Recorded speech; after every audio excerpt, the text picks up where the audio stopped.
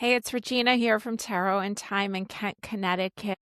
Let's jump into the month of November using tarot and astrology for everyday living.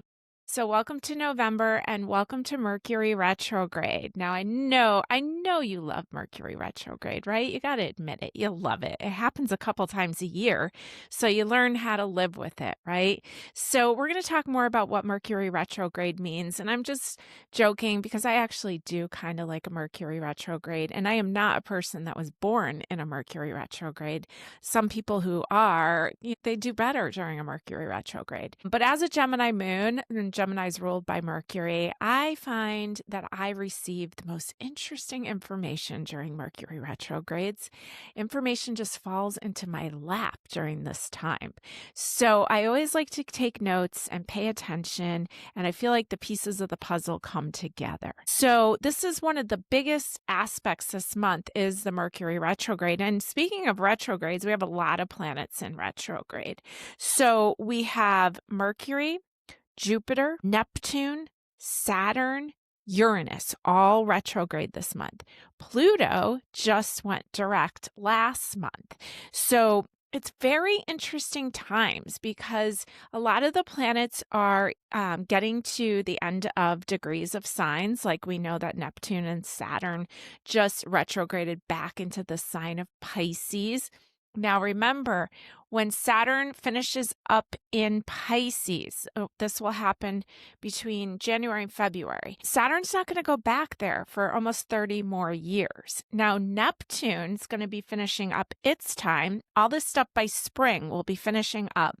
Neptune is not going to return to Pisces, its ruling sign, in our lifetime. It takes like 165 years to go around the whole chart.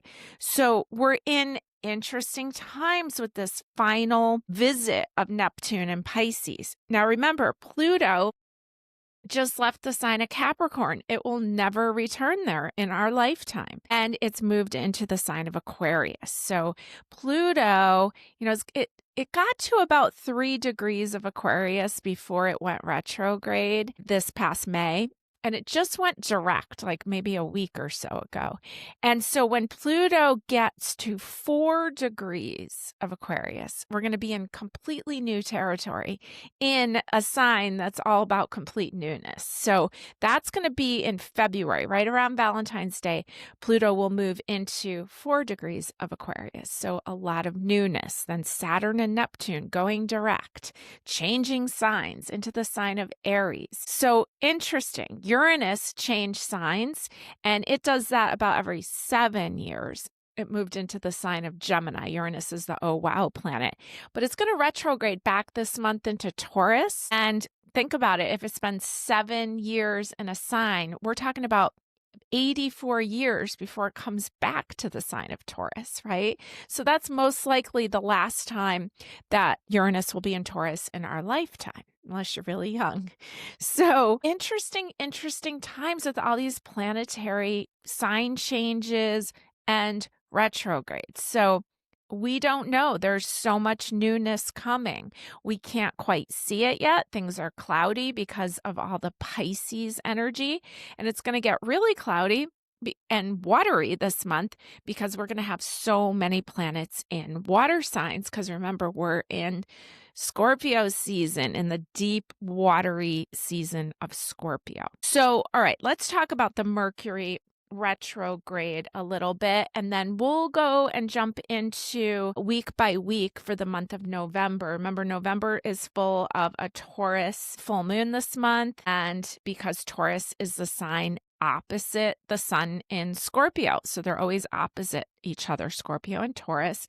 So the full moon in Scorpio season is always in the sign of Taurus, and it's a beautiful, beautiful full moon because Taurus is ruled by the sign Venus. Now, we'll also have a Scorpio new moon this month, and so let's talk about the Mercury retrograde. So Mercury, the planet of communication, it rules the signs Gemini and Virgo. So if you're a Gemini or a Virgo, you're always going to be affected by the retrograde more. Or if you have a lot of planets in Gemini or Virgo, Mercury will be passing by all of those planets. Mercury, like I said, communication, it rules pathways, it rules delivery of information. A lot of times we look at, as an astrologer, we look at a client's Mercury placement to see, if I see somebody who's got Mercury in Pisces, I'm going to try to slow down and talk slower, which is hard for me. If I see somebody who's got Mercury in a fire sign, I know they're going to be fast and they're going to want quick answers. Okay, so it shows us how we process information. Now, Mercury, I always think of ruling neural pathways in the brain because it rules roadways and pathways.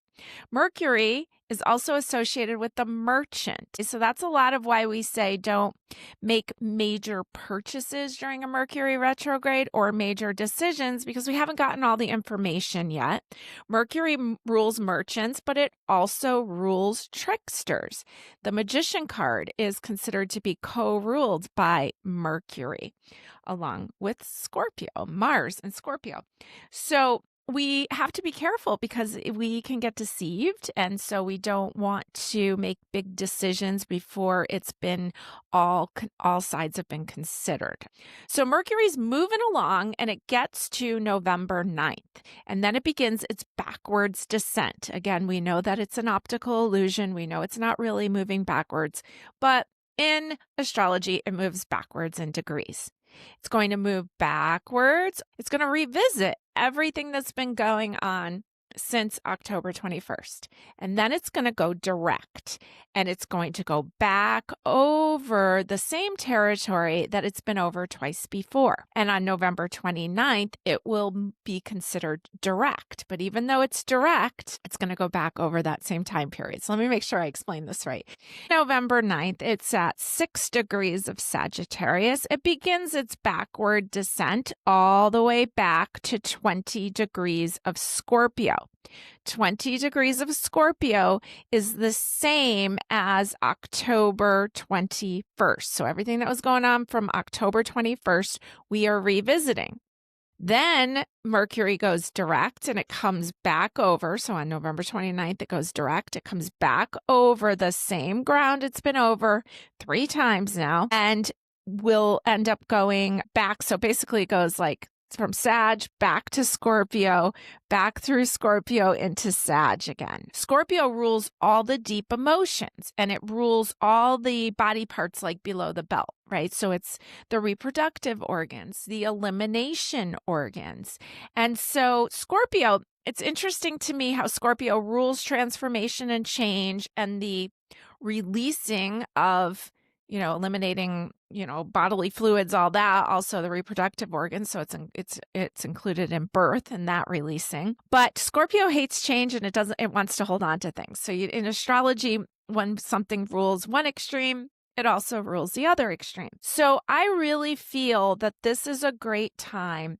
Mercury, the way we talk to ourselves, the way we communicate with others, and the neural pathways, right? And sometimes I've been feeling like we can just be running the same neural pathways. We can be thinking the same storylines, and we can really hold a grudge. And I talked a little bit about this in some previous videos. So Scorpio, this is a chance to sort through and feel what's in there, and going back, especially over everything since October 21st, see what themes are coming up, see what people you're running into, see what old storylines are showing up. This is the stuff that's ready to be worked through and worked out and eliminated, okay? And then when Mercury moves back into Sagittarius, we get a taste of freedom. Sag loves freedom. Sag likes to move forward lighter. It rules the thighs and the hips, and it wants to move and it wants to go, and it's associated with foreign travel and higher learning and the bigger picture.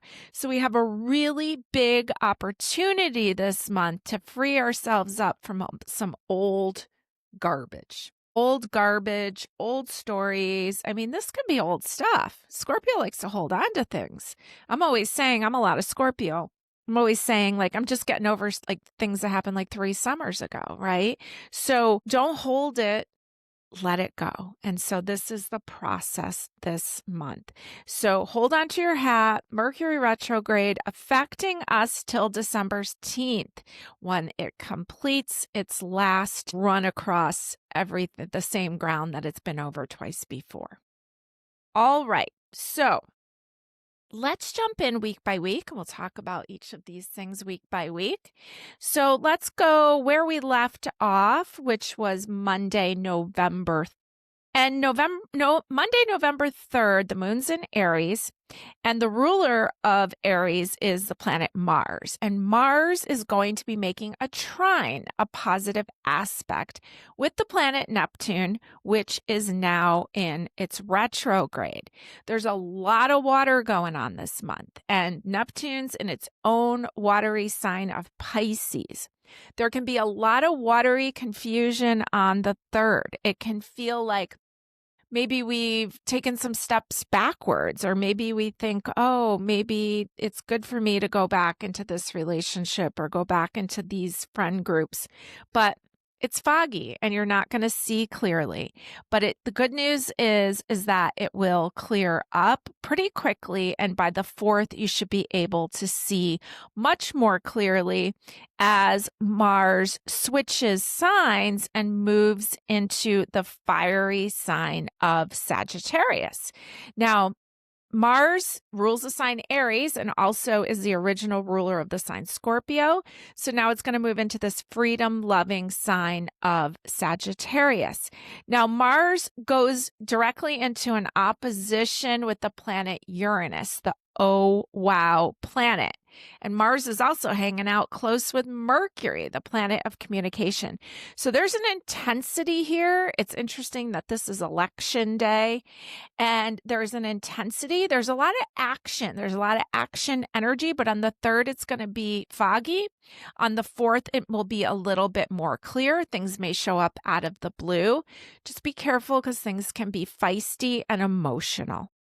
Now we go right into the full moon, talk about feisty and emotional. Remember that full moon's going to affect us days before and days after.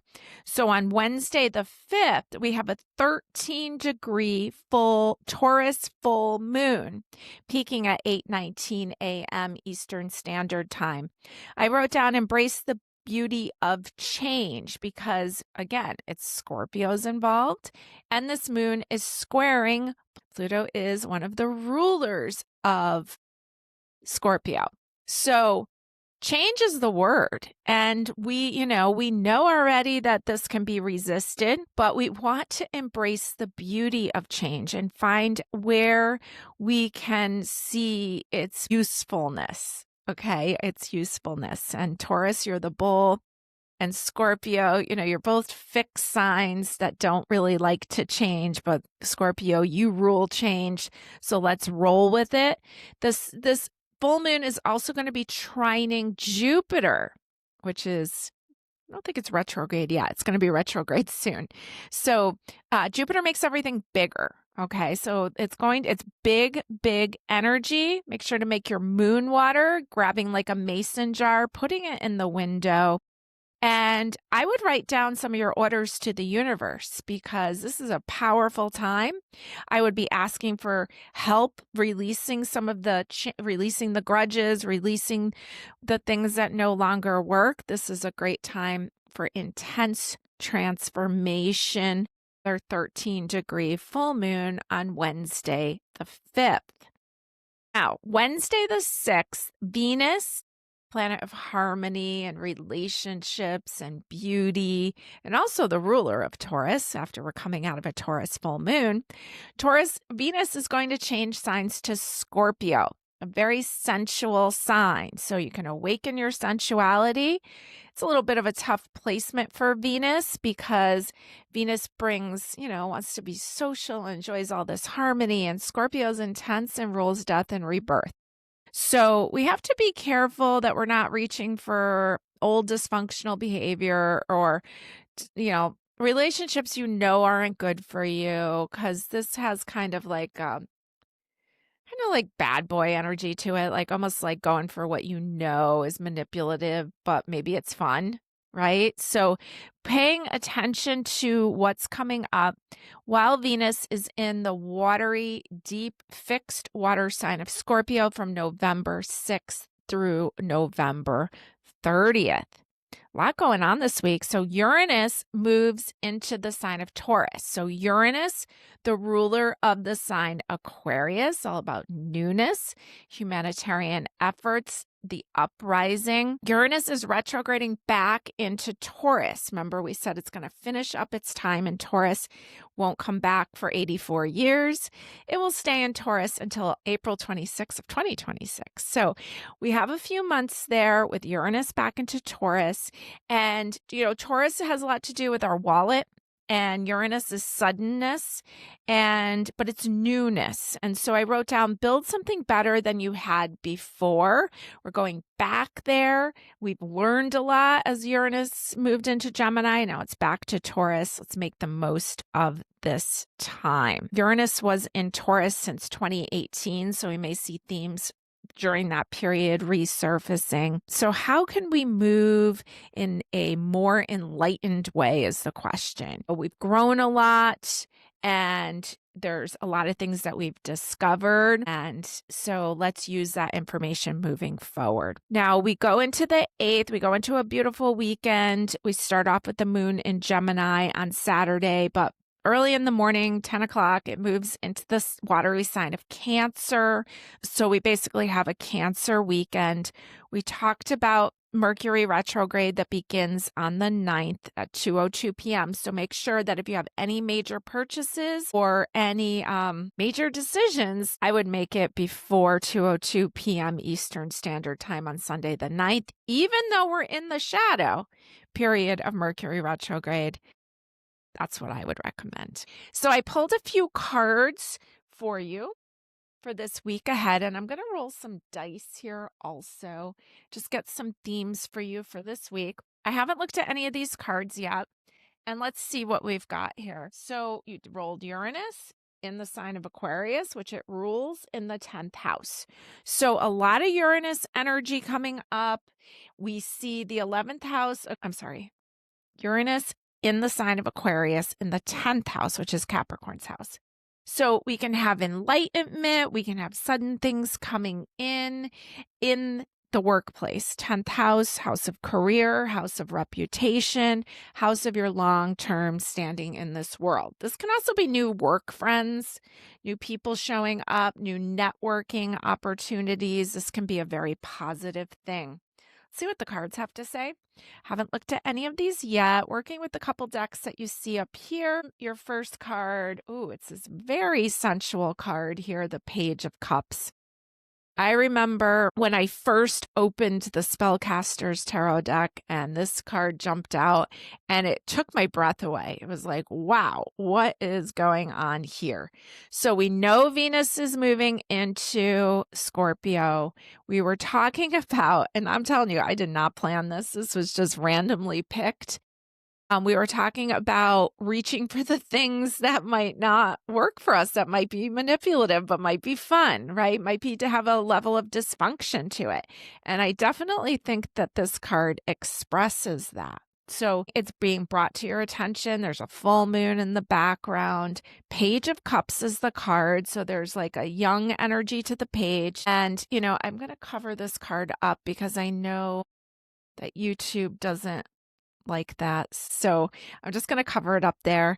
And so we see a sensuality to it. We see maybe a little bit of the forbidden there that's coming up. It wants to be looked at. Your next card is the Page of Pentacles. You have 2 pages. So we've got like young, or you could even say immature energy here. This is the Page of Pentacles, Earth page. It says, when life gives you lemons, make enchanted lemonade. It's got a little lemonade stand going there. Page of Pentacles, grounded energy, kind of resourceful energy. You also have, I love this card with the heron. I really feel like the heron is my spirit animal. I see them at the most interesting times when in the midst of conversations, or they are definitely active in my life. Here's the heron showing up here, the King of Vessels, the King of Cups. Most of the time you see herons alone. They're very solo creatures. They tend to raise their children on their own. the women do. They only fly south if they want to, which I think is really interesting. Feels very Sagittarius-like to me, like they'll do what they want. It's the King of Cups, he's standing on one foot there. He's in the watery depths. So this would be like the king of emotions, or almost like a great therapist, someone who's emotionally available. And this card that was flipped over, we know we've got some things that we need to work through. We know we've got some things that, maybe it's gotten us into trouble, or maybe you're just leaning towards the wrong people, or maybe you're just fully embracing your sensuality. The King of Cups would be very flowing in that way. And it's interesting that when life gives you lemons, make enchanted lemonade in the middle of those two things. So it's almost like making the best of a situation, standing in your power. And I just think a heron is so unique looking. It never looks to me like it belongs in the environment of Connecticut, and it feels very prehistoric. It just always seems odd to me that a heron would live here. And so that's kind of what's jumping out to me. There's like this uniqueness, and maybe this first card is how your relationships are, and maybe that's just who you are, and that's your uniqueness. And all the cards are kind of telling you to be your unique self. Aquarius, you got double Aquarius energy there. Okay. So, but making sure that that's your truth, and that's not just a behavioral pattern that you've fallen into. Make sure you're speaking your truth. Let's see what this other card is. This is from the Moonology deck, Oracle deck, and it says, full moon in Gemini, the answers you need are coming. Okay, so this is just an all different moon stages deck, and it's saying full moon in Gemini, your answers are coming. So if there's been something that you're not sure about, it's showing up. And I started with, I think Mercury retrogrades information tends to show up also, but we might not fully understand it until it finishes the whole retrograde period. So interesting week ahead. Now let's move into the next week, which is, so now we're in a Mercury retrograde as we begin the week of November 10th through November 16th. And there's a lot of water going on. We kind of go in and out of grand water trines, although I see, again, I'm not like a really exact mathematical astrologer. The feel of the month for me is very, very watery. So personally, I would say there's a grand water trine for the rest of the month. Some astrologers say that we kind of move in and out of them. So as we start off Monday, November 10th, the moon is in the sign of Cancer till right around lunchtime, and then it moves into the fiery sign of Leo. On Tuesday, the 10th, we begin Jupiter retrograde. So more retrogrades going on. And Jupiter's been hanging out in the sign of Cancer, one of its absolute best placements. I think it's called Exalted in Cancer. And all us Cancers, I'm a Cancer rising, we're all excited for Jupiter because Jupiter is such a benevolent planet. It's considered the planet of luck, blessings, and expansion. So it's been in our sign, but it's going to move back into Gemini. And that's not going to happen until December. But right now, it's going to start its backward descent on 11/11. So Jupiter, I've heard that like Jupiter and Saturn are the planets that test us. Like Saturn's supposed to like test us during hard times, and Jupiter kind of like gives us good things and then kind of tests us to see if we're grateful. So that's an interesting way to look at it. And as Jupiter retrogrades, so even it's almost like keeping gratitude during even as hard times come, because when Jupiter moves back into Gemini, that's the worst placement for it.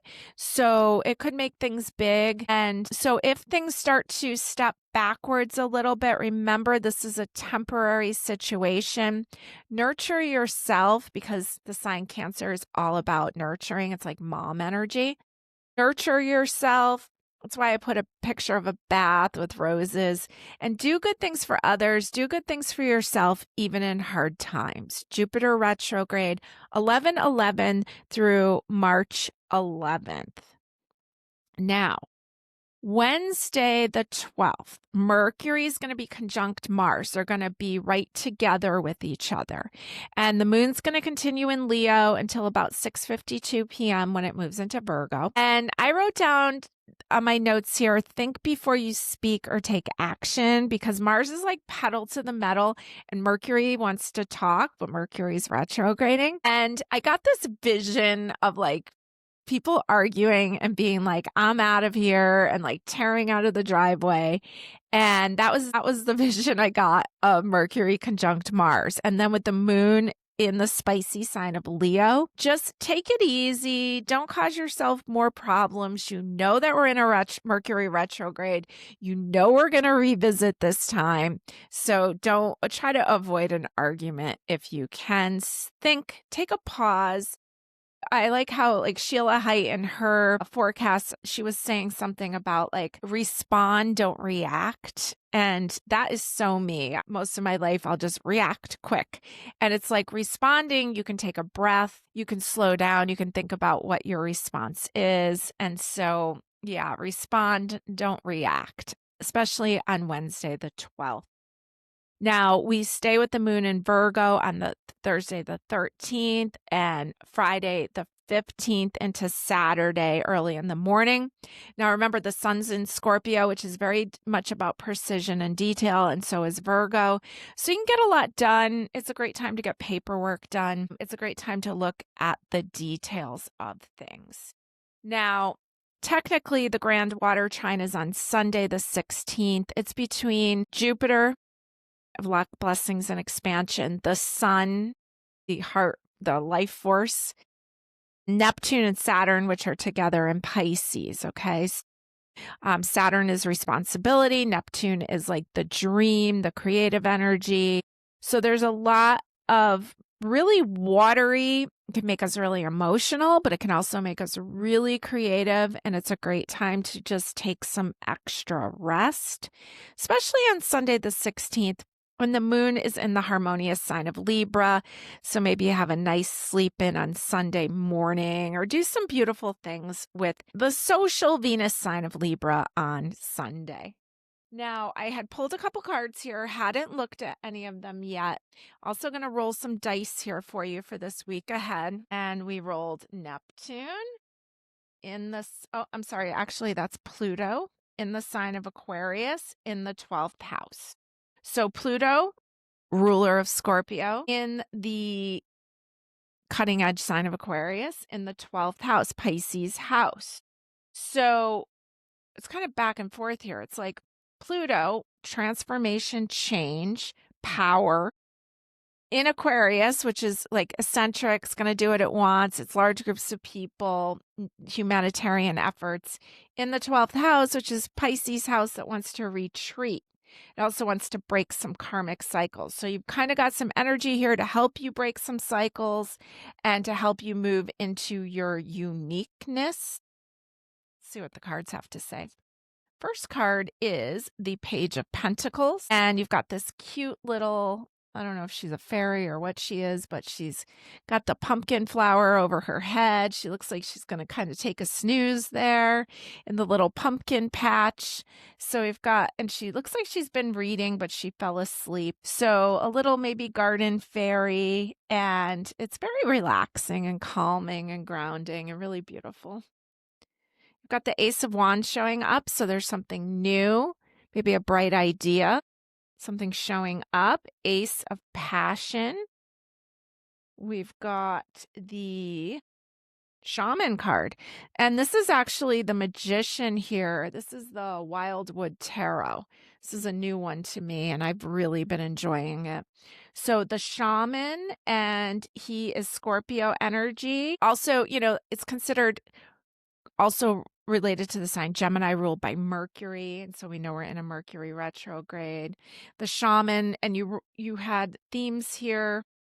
Well, we know we have themes in general with all this water of like watery healing, taking it slow, kind of a nap card in the middle. And maybe you're creating with this Ace of Wands something new, maybe some new ways to incorporate rest into your life, because you got the 12th house, and the 12th house wants you to step back and away and retreat.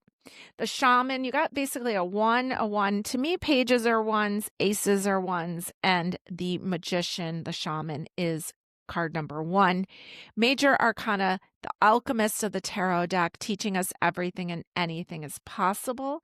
So there's a lot of newness here, but I think it's a lot about how you're going to use your time and energy.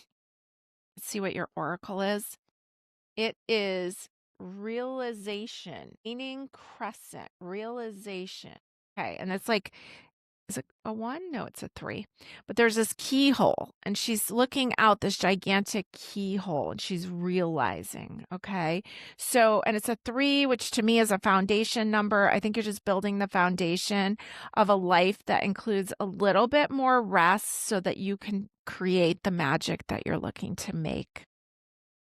All right, let's go into the next week of November, which is November 16th through November 3rd. So we continue with the moon in the sign of Libra, relationship sign, harmony sign, most of the day until it moves into Scorpio in the evening, 4:44 p.m., moon to Scorpio. Now, the moon in Scorpio is a tougher placement for the moon because the moon is your soft feminine power. It's about how you nurture yourself. It has a lot with your intuition. Moon and Scorpio people are very, very intuitive, but they can tend to be very hard on themselves. They can overanalyze and they can nitpick themselves. So you have to be careful about that kind of energy in the air right now. Remember, we're moving towards a new moon in Scorpio. So the moon continues there on the 18th, and Mercury moves back into the watery sign of Scorpio on Tuesday evening. So psychic energy is going to be running high again as Mercury backs up into the sign of Scorpio again. Placement for Mercury. So one of the things I had written down for Mercury and Scorpio is to, we're talking about letting go of grudges and forgiveness. And it's like, don't expect an apology. You don't have to get an apology to forgive someone. It doesn't mean that you're all thrilled when you see them and everything's good, but you can do your own personal work to put down the emotional burden. Remember, we're going to get a chance here to move into freedom in this Mercury retrograde as it's going to end in the sign of Sagittarius. So put down the emotional burden anyways, even if you did not get an apology. The load is heavy to carry and you're ready to put it down. Mercury will be in the sign of Scorpio from 11:18 to 12:11. Scorpio new moon. Thursday the 20th at 1:47 a.m. Eastern Standard Time. So the moon and the sun are going to be right together because that's what happens in a new moon. They're right on each other, 28 degrees of Scorpio. And Mercury is hanging out there, the planet of communication, also in the sign of Scorpio. It's right there at 28 degrees. It's called Cazimi. It's in the heart of the sun. So there's going to be a lot of themes about communication. But remember, if you think back about the Magician card, it's ruled by Mercury and it's ruled by Scorpio. So let me rephrase that. It's associated with the sign Scorpio, ruled by Mars and Pluto, and it's associated with the sign Gemini, ruled by Mercury. So all that stuff that we say about Mercury retrogrades, about trickster energy and all of that, it's going to be super accentuated on this new moon because of the Cazimi, the together in the heart of 28 degrees of the sun in Scorpio, and the moon's there, right? Lots of water. This is going to be really interesting and definitely, nothing like when something out of the blue comes up and you're like, oh my goodness, I need to buy this. Please don't. If things come up and they're like, it's a deal of the century, please don't.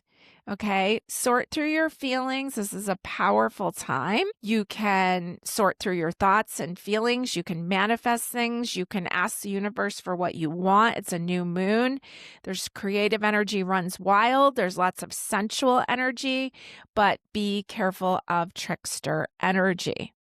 Now, Uranus, the oh wow planet, is going to be sextiling Neptune also. Uranus is an earth and Neptune's in water, and that's how we make plants grow, right? Earth and water. So there's a lot of energy there to make things grow. So I'd really be focusing on what you want to grow. Now, the new moon was in the late degrees of Scorpio. So the next day, the sun changes signs to Sagittarius. And so the sun moves into the fun-loving sign of Sagittarius, ruled by the planet Jupiter. But remember, Jupiter's in retrograde. So we want to expand our horizons. Sagittarius is related to higher learning. It's the bigger picture. It's considered like higher law. It rules teachers and higher learning, and it rules foreign travel. So expand your horizons as the sun moves into the mutable fire sign of Sagittarius on November 21st through December 1st. So the weekend, we have Saturday, most of the day, we have the sun or the moon in Sag. So it's kind of a free-spirited kind of weekend. And then it moves into Capricorn on Saturday night, 5:53 p.m. Eastern Standard Time.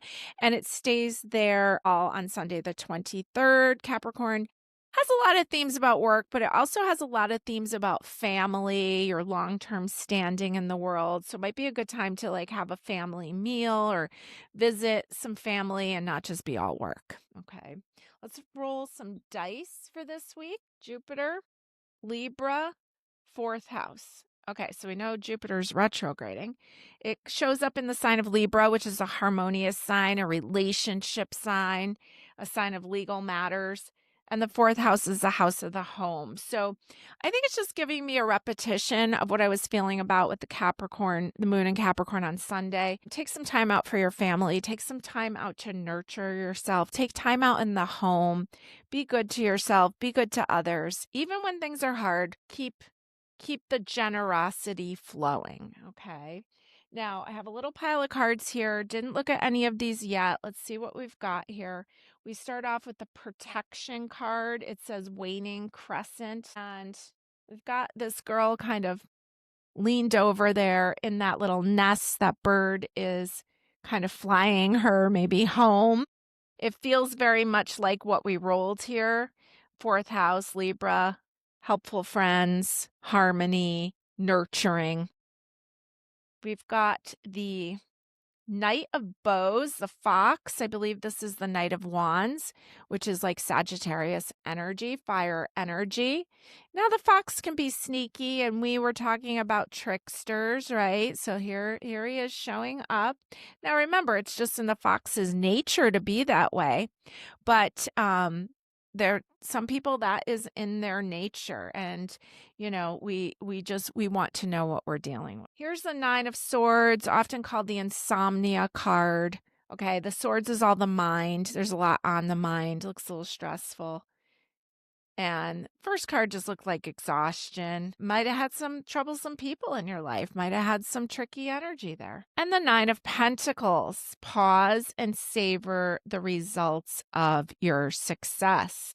Started off with her kind of in this fetal position there and ending with the hammock. Okay, so 9 of Pentacles is when all is well. You can really enjoy and savor what you have.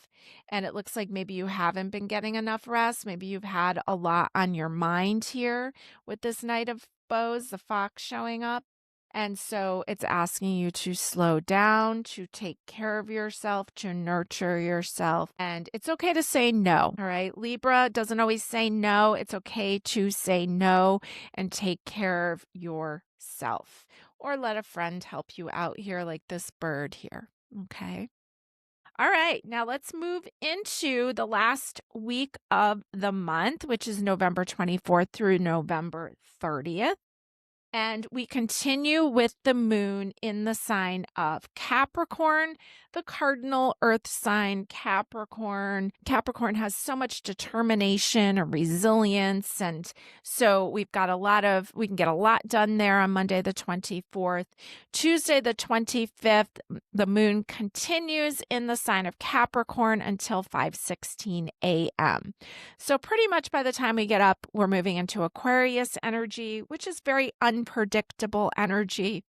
Never know what's going to happen with Aquarius energy around. Okay, so on Tuesday the 25th, Mercury is conjunct Venus, so it's close together with Venus. And so Mercury communication, but Mercury's retrograding, and Venus. So we could have love show up, we can have harmony show up, but we got to choose our words and we have to respond, not react. This Mercury conjunct Venus is going to be opposite Uranus, and Uranus is the oh wow planet, the lightning bolt. But I also see this as a great way for love to show up. Things can show up out of the blue, okay? And so you may want to get out and about, maybe visit with some old friends, and there's an opportunity here for harmony and love. Now, Wednesday the 26th, the moon continues in Aquarius, but there's grand water trine energy again coming up with Venus, Jupiter, and Saturn. I think Neptune's involved in that too. So lots of water energy. It's going to make us highly intuitive, creative, but it's going to make us highly emotional. So we have to take care of our fluid body. Our fluid body needs a lot of rest, a lot of creative expression. When there's a lot of one element going on, I usually recommend using that element to feel better. And so when you have a lot of water in your chart, I often tell people to use water to clear themselves. So this might be a good time for you to take some nice long baths, to take some slow creative time out and enjoy. Now, Thursday the 20th, the moon continues in Aquarius, and then it will move into the sign of Pisces at 2:24 p.m. And this is Thanksgiving. So I'm kind of happy to see that the moon moves out of Aquarius, because Aquarius is unpredictable. And that's, sometimes it's hard enough to be all together with our family on the holidays, or for some of us, like myself, it's usually just a small group. And so sometimes it can leave us feeling not like everyone else. And Aquarius already sometimes feels like the odd one out. So I think it's good that the moon moves into Pisces by 2:24 p.m. Pisces rules retreating, so it's a good time to retreat, to rest, to enjoy. The other great thing that happens on Thanksgiving is that Saturn goes direct. And Saturn, I think of it as ruling families, ruling your roots, definitely associated more with like the disciplinarian parent or the father energy. Saturn goes direct. It doesn't go direct until the evening, 10:52 p.m., but we'll take it because it's going to bring us a little smoother energy with it going direct. So that's a good thing. Saturn direct on Thanksgiving. Now, Friday the 20th, moon continues in the watery sign of Pisces. So again, just try to rest and retreat and relax and enjoy and take a little alone time. If you're with family, maybe you need to step back and away a little bit. Maybe you just sleep in a little bit. Now, Friday the 28th is also the first quarter moon. So we know it's going building into a new stage, and the moon is in Pisces, so we can dream it into reality. So actually stepping away can help us make forward movement later. Dream it, envision it, draw it, feel it in your body. So much watery, creative energy going on. Now, Saturday, November 29th is a big day, and not just because it's my birthday, but because it's Mercury goes direct, okay? So this is always a good thing. Mercury goes direct at 20 degrees of Scorpio, and now we can ask ourselves, what's been going on? What themes have been coming up? I hope you've been writing down, in my notebook, I've just got little bullet points. This happened, ran into this person, felt like this. See what's coming up, because then at the end, I can see a theme. So what themes came up since October 1st? And remember, even though it's direct, it's coming back over the third swoop over the same ground. Because remember, Mercury was moving along, got to its retrograde point on November 9th, moved backwards in degrees all the way back to the same place it was on October 21st. And now today's November 29th, it goes direct. And it's going to move back over the third swoop over everything that's happened since October 21st. We can get clarity. We can get closure. And remember, this Mercury retrograde is about purging up the past and releasing it out so that we can be free. And I use this picture of the butterfly setting sail because that butterfly was once a caterpillar and it went through a huge transformation and now it's free to fly. And you can be free of some old grudges, some old things from the past so that you can move into lighter times, because I know life has been insanely hard and we are the lucky ones up here where we live, and it's been hard for us even just watching other people's suffering. And now remember, 2026 has a little bit of lighter energy, but it also has energy of newness because we have no idea what it's going to bring, because Pluto's moving into the 4 degrees. Once it gets into 4 degrees of Aquarius, this is new territory that we haven't been in hundreds of years. Okay, so we're in very interesting times. So be grateful for Mercury going direct on Saturday, November 29th. Now on the 30th, Sunday the 30th, so the moon moved into Aries on Saturday night at 8:07 p.m. And then on Sunday, it will continue in the fiery cardinal sign of Aries. And Venus is going to change signs and it's going into Sagittarius. And this is at 3:14 p.m. on November 30th.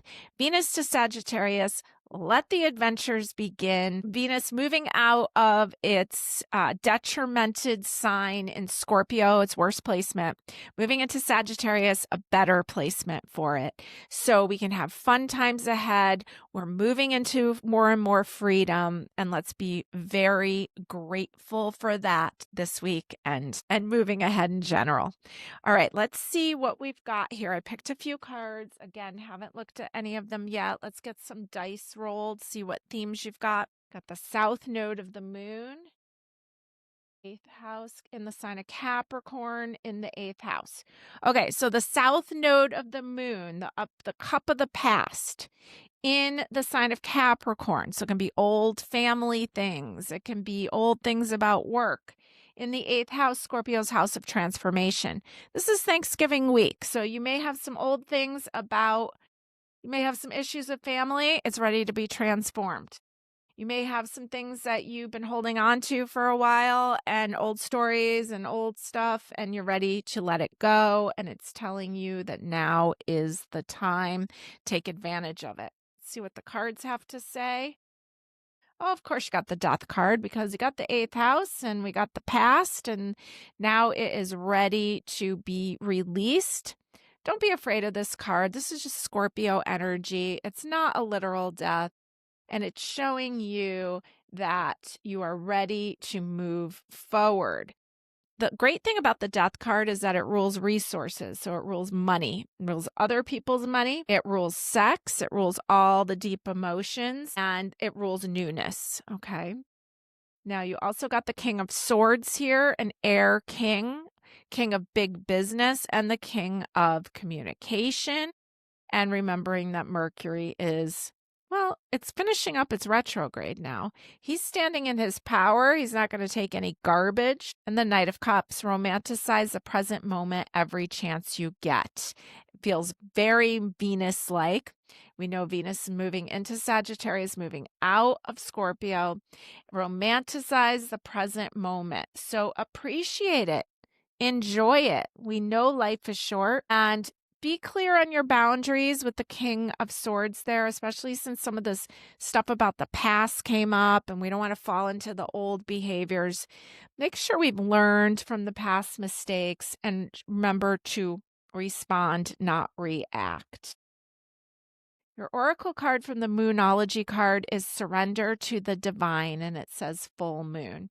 So surrender, I think of surrender often when I think of Sagittarius, especially when I think of the Wheel of Fortune card, I think about surrender. And so it's surrendering to the divine. You only have so much control, right? We can make wonderful things happen in our life. We can have beautiful experiences. We can help others, but we only have so much control. And as much as we want to fight maybe the death energy or think we're in charge of those kind of things, we have to remember to breathe and to surrender And it's asking you really to let go of some of these past grievances, choose your words wisely, and have a happy, happy Thanksgiving week. And thank you for joining me for the month of November, and I look forward to seeing you next month.